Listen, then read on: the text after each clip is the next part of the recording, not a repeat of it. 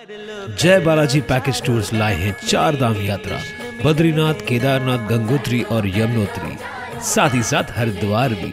28 मई से 10 जून की 13 दिन की ये शानदार यात्रा केवल 26,000 रुपए में, जिसमें आपको डेली ब्रेकफास्ट और डिनर, ट्रेन की tickets, tempo traveller sightseeing के लिए और 10 दिन के लिए फैमिली डिलक्स रूम दिया जाएगा। और रजिस्ट्रेशन के सभी खर्चे करेंगे जय बालाजी पैकेज टूर्स एंड यात्रा।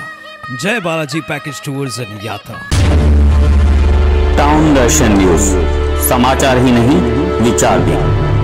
नमस्कार, मैं अशोक पिनानी, आप देख रहे हैं टाउन दर्शन न्यूज। उल्लासनगर शहर में सबसे बड़ी समस्या है खतरनाक इमारतों की।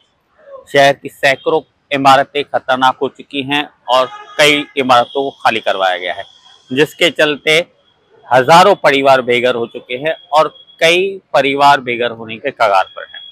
इस समस्या को हल करने के लिए शहर के नेताओं की तरफ से काफी समय से प्रयास हो रहे हैं, काफी समय से बातें भी हो रही हैं। अब सांसद डॉक्टर श्रीकांत शिंदे का एक अहम बयान सामने आया है, जिसमें वो कह रहे हैं कि आने वाले कुछ दिनों में सरकार की तरफ से इस विषय पर अहम फैसला होने वाला है। आइए देखते हैं डॉक्टर श्रीकांत शिंदे क्या कह रहे हैं। उल्हासनगर महानगरपालिकेचा खूप वर्षापासूनचा प्रलंबित विषय हा रेग्युलरायझेशनचा होता।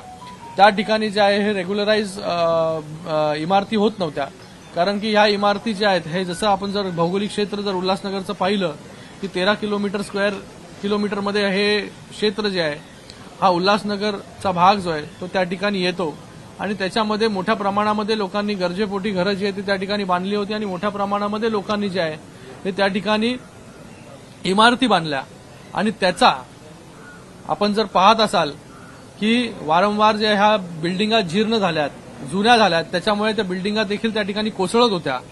अशा स्थितीमध्ये ते जे त्या इमारतींमध्ये राहणारे रहिवासी आहेत त्या ठिकाणी कुठलीच पॉलिसी जी आहे ती त्यांना त्या ठिकाणी त्याच्यामध्ये ते बसत नव्हते। आज जरी आपण यूडीसीपीआर पूर्ण महाराष्ट्रासाठी केला तरी तो यूडीसीपीआर जो आहे तो उल्हासनगरमध्ये लागू होत नव्हता, कारण की त्या ठिकाणी जे एफएसआय कन्झ्युम्ड आहे ते मोठ्या प्रमाणामध्ये एफएसआय कन्झ्युम्ड आहे आणि त्याच्यामुळे रिडेव्हलपमेंटला देखील लोक त्या ठिकाणी जाऊ शकत नव्हते।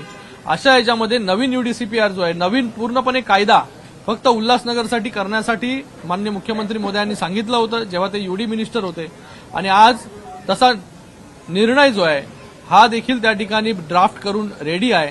ते येत्या सोमवारी जे आहे मला वाटतं या कॅबिनेटमध्ये येईल आणि हा रेग्युलरायझेशनचा विषय जो आहे उल्हासनगरचा तो पूर्णपणे जो आहे तो त्या ठिकाणी संपुष्टात येईल आणि लोकांना जे आहे हे रिडेव्हलपमेंटमध्ये जाता येईल, त्या ठिकाणी लोकांना क्लस्टरमध्ये देखील जाता येईल। क्लस्टरची जी पॉलिसी आहे ती ठाण्याला जी आहे आणि बाकी ठिकाणी जी आहे ती 10,000 मीटर त्याच्यावरती जर असेल तरच क्लस्टरमध्ये जाता येतं। ती 10,000 मीटरची अट जी आहे ती पण आपण कमी केली आणि ती अट जी आहे ती 4,000 मीटरपर्यंत आणतोय, जेणेकरून छोटे छोटे क्लस्टर्स देखील त्या ठिकाणी तयार होतील आणि लोकांना जे आहे ते आपल्याला एक हक्काचं घर, स्वतःचं घर जे आहे ते त्या ठिकाणी मिळेल, असे निर्णय देखील त्या ठिकाणी घेतले। त्याचबरोबर आर्किटेक्ट असोसिएशन आले होते, त्या ठिकाणी हाईट रिस्ट्रिक्शनचे काही विषय होते, एफएसआयचे काही विषय होते, ते ठाण्याच्या धर्तीवरती जसं ठाणे महानगरपालिकेमध्ये